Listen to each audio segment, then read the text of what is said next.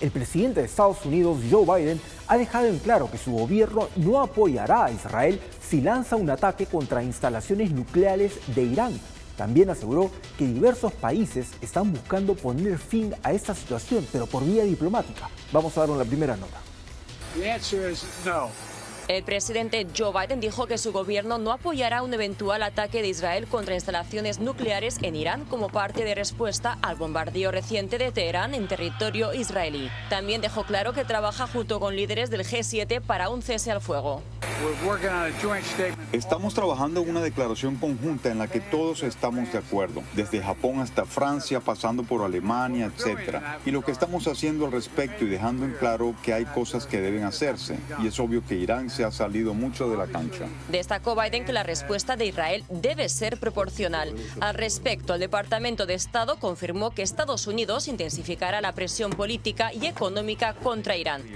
El G7 condena el ataque de Irán a Israel y está trabajando en conjunto en una respuesta, incluidas nuevas sanciones. Por otra parte, Miller aseguró que Estados Unidos garantiza la salida de decenas de ciudadanos estadounidenses en puentes aéreos entre Líbano y Turquía. Estados Unidos ha sostenido el apoyo a Israel en la ofensiva que mantiene contra los ataques con misiles balísticos de Irán a su territorio y calificó la respuesta de Teherán como ineficaz.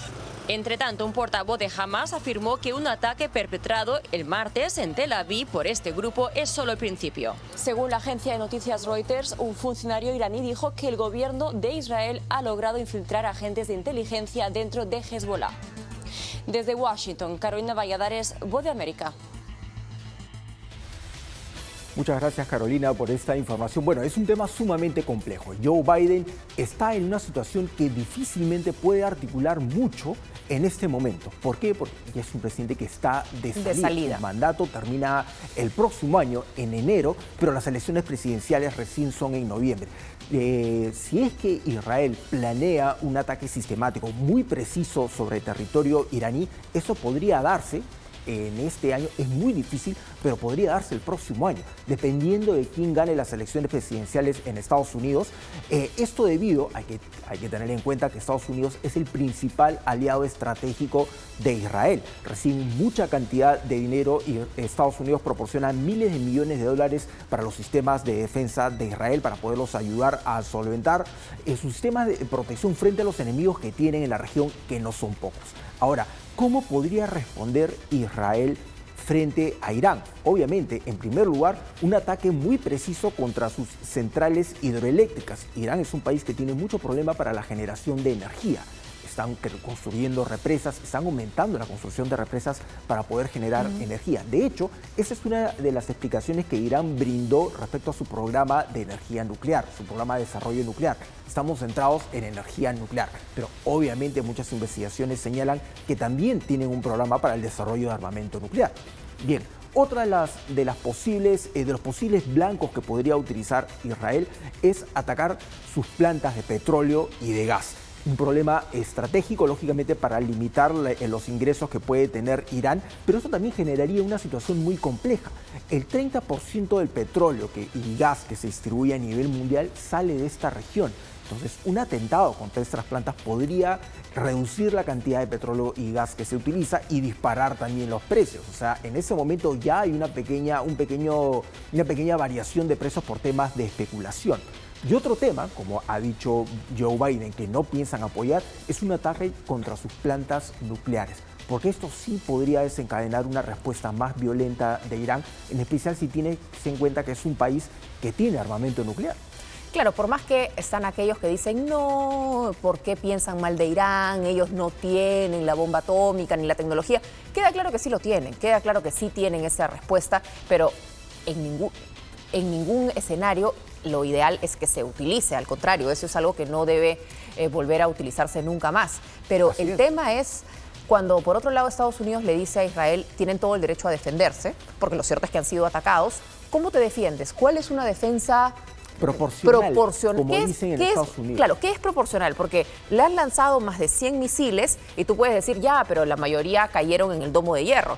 Pero eso no significa que el ataque no haya sido absolutamente devastador y terrible, más allá de las consecuencias en tierra que propiamente se hayan dado. Así es, tú podrías decir, bueno, proporcional se refiere a que Israel va a lanzar también 200 misiles sobre Irán. Claro. Pero si calculas el daño que pudieron haber causado estos misiles, tendrías que tener esa proporción. O sea, bueno, en todo caso yo voy a lanzar un misil y donde caiga, mala suerte.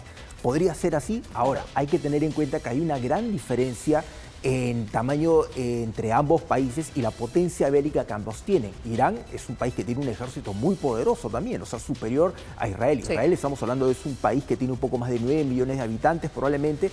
En cambio, Irán es un país que bordea los 90 millones de habitantes, son 88 millones y medio más o menos. Pero también tienes que tener en cuenta la distancia que hay entre los dos. Son más de 2.600 kilómetros que los separan. Entonces, es muy distinto para Israel, por ejemplo.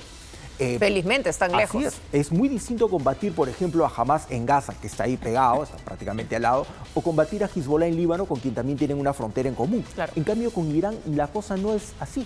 Lo separa Irak, hay parte de Siria en el centro. O sea, no es una cosa tan sencilla, es una guerra a distancia. Es una invasión aérea más Así es, que podría de otro ocasionar daños colaterales, podría ocasionar una crisis en el sistema de combustible, una crisis nuclear en este lugar, la pérdida de vías, que es irrecuperable, también podría ser muy alta, ¿no? Entonces es un tema muy delicado, en especial si tienes en cuenta que Irán podría articular a todos los aliados que tiene.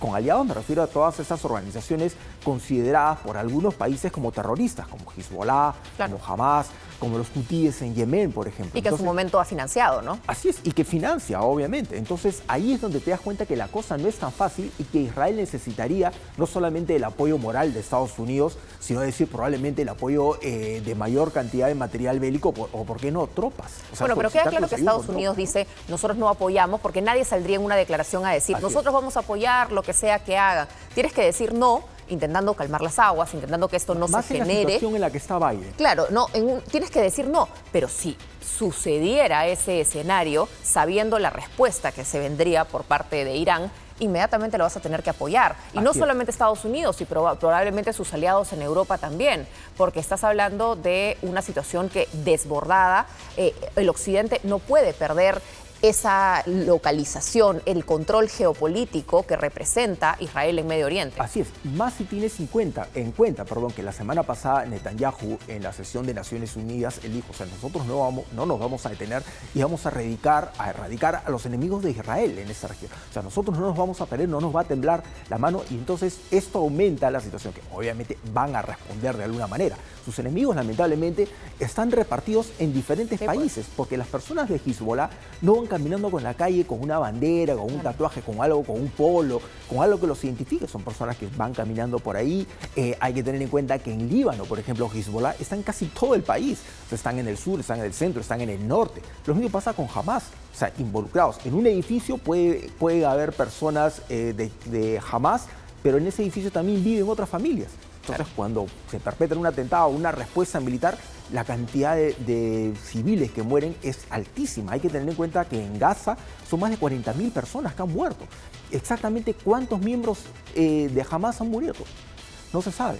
Israel dice, bueno, hemos matado a Nasrallah, al líder de Hezbollah, hemos matado a otros mandos, pero ¿cuántas otras personas más han muerto? O sea, claro, ellos han muerto, son líderes importantes.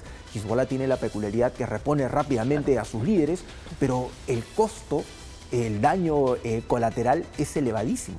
Entonces es un panorama muy complejo, muy difícil, más si tienes en cuenta que en este momento Joe Biden muy poco puede hacer, y pueden decir, bueno, vamos a reunirnos con los demás países y poner sanciones en contra de Irán. Irán ya tiene sanciones. Ya tiene sanciones por su proyecto nuclear. Y esas sanciones, lamentablemente suena feo decirles, pero muy poco les ha importado. O sea, muy poca mella les ha hecho. O sea, ellos han seguido adelante con lo suyo, han continuado financiando grupos como Hezbollah, como Hamas. Los hutíes. No pasa nada, como los hutíes. O sea, diferentes organizaciones islamistas, pro-palestinas, que es una manera de decir que también de alguna manera recaudan fondos para esos grupos terroristas. Es un tema bastante complejo, porque tienen organizaciones civiles que dicen, bueno, lo mío es un tema ideológico. Yo no mato a nadie, pero ellos se encargan de recabar dinero para llevarlo a estos lugares.